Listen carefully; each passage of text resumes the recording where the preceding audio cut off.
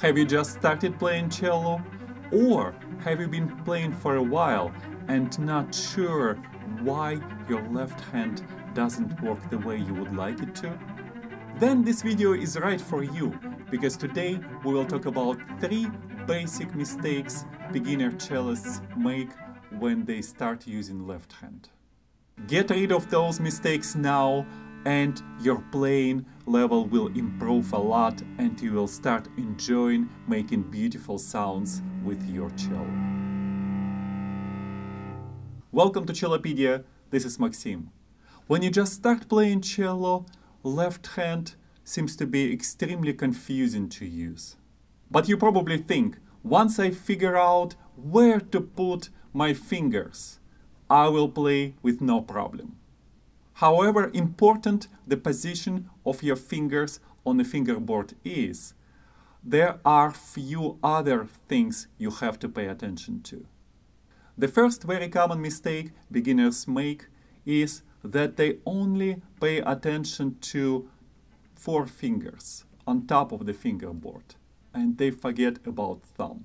Very often they just keep it like this, somewhere in the air.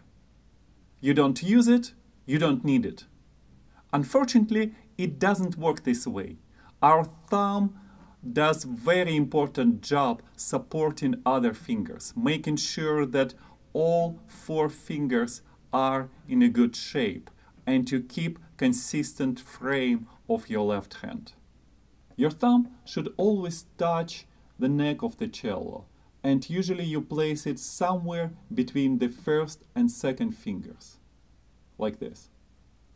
When you play in lower positions, as you do now, your thumb should always touch the neck of the cello and be placed roughly between first and second fingers. When you lift it even a bit, it creates opportunities for your hand to go to many wrong directions, and that will affect the precision of your intonation. Let's see what might happen if you don't use your thumb correctly.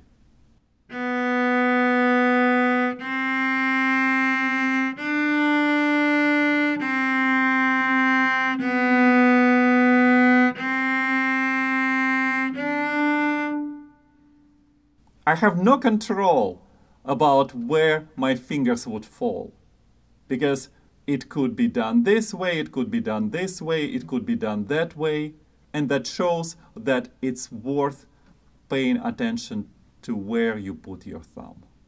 Here's an easy exercise you can use to work on it.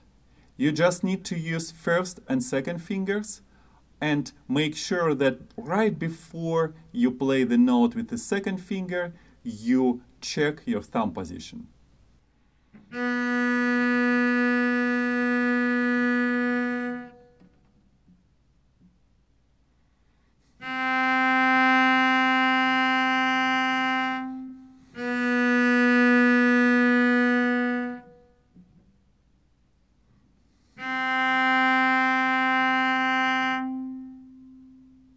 When you work like this, you can switch to playing those 2 notes back and forth, trying to get used to the proper position.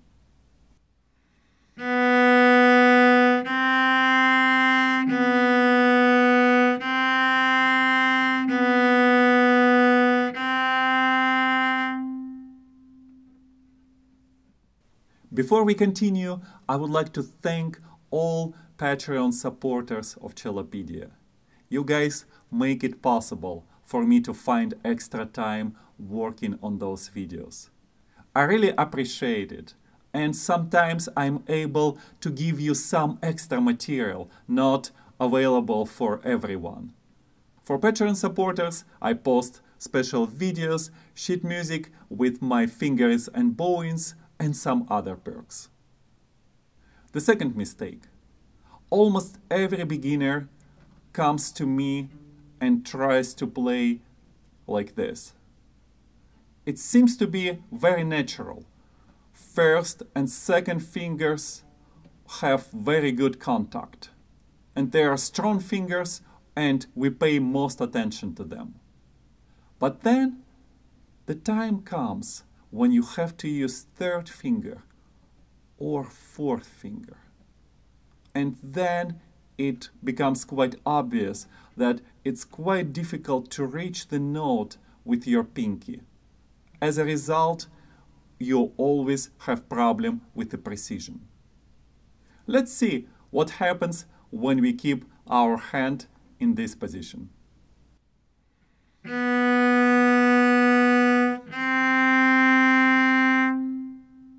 So far so good. First two notes went well.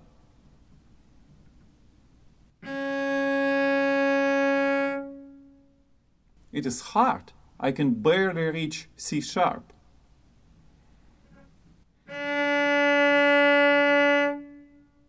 And now D is extremely flat. It would take a lot of effort to reach the proper spot. I feel strain in my wrist, and I'm sure it will be sore in no time. And now let's try turning the wrist towards pinky and see if it helps to reach the spot.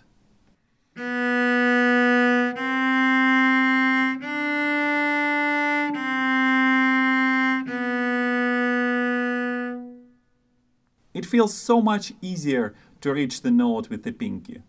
Just don't forget to keep your thumb in proper position. Remember, touching the neck of the cello and placing it in between first and second fingers.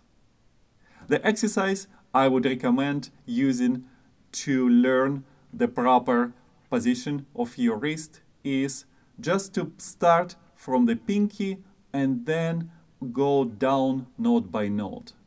This way you will have to make sure that you keep the same shape of your wrist even after you're done with pinky.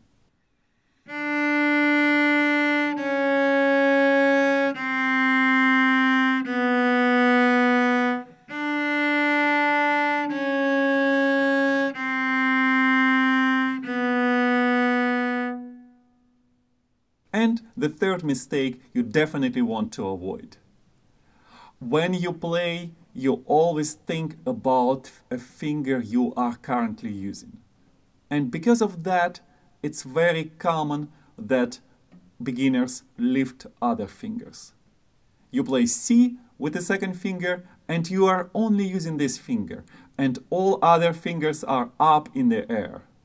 The proper technique to learn right now when you're just starting playing cello is to use as many fingers on the fingerboard as possible.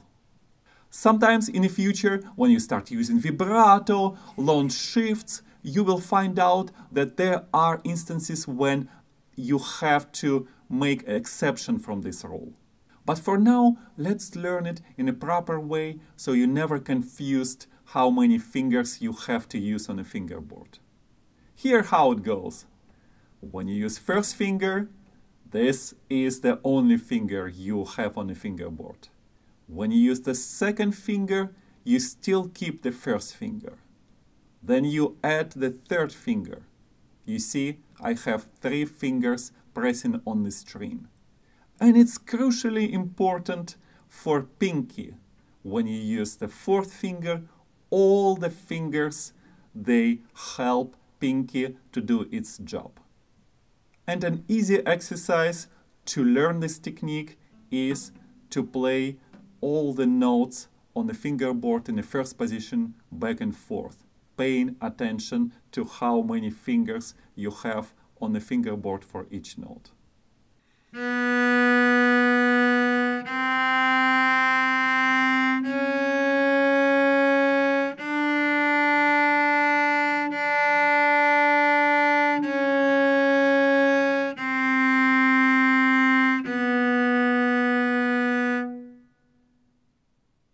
And here's comparison between incorrect way of using your fingers and then the correct way.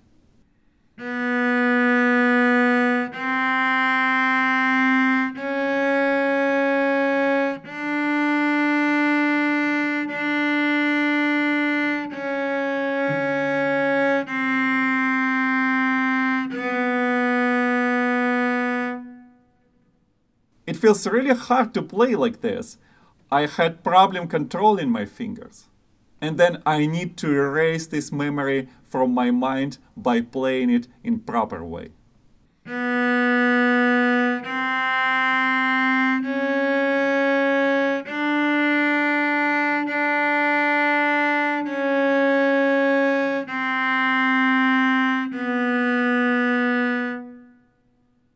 I also had to pay attention that my thumb is touching the neck of the cello and my hand is turned towards pinky. That's a general rule. Once you learn one part of the technique, you use it and you add something new without forgetting about what you already have learned. If you made it that far, that means you are really interested in learning cello in the best way. Maybe you will consider checking out my cello courses, which I posted on Udemy. Those courses are designed for cellists of all levels, and you can always learn something new or review very useful technique you might heard about but forgot. And I will share with you very useful tips and tricks which I learned from my teachers or came up working with my students for many years. And don't forget to save up to 80% off using a link I post in the description for every video. Thank you for watching, keep playing cello, and I hope to see you soon.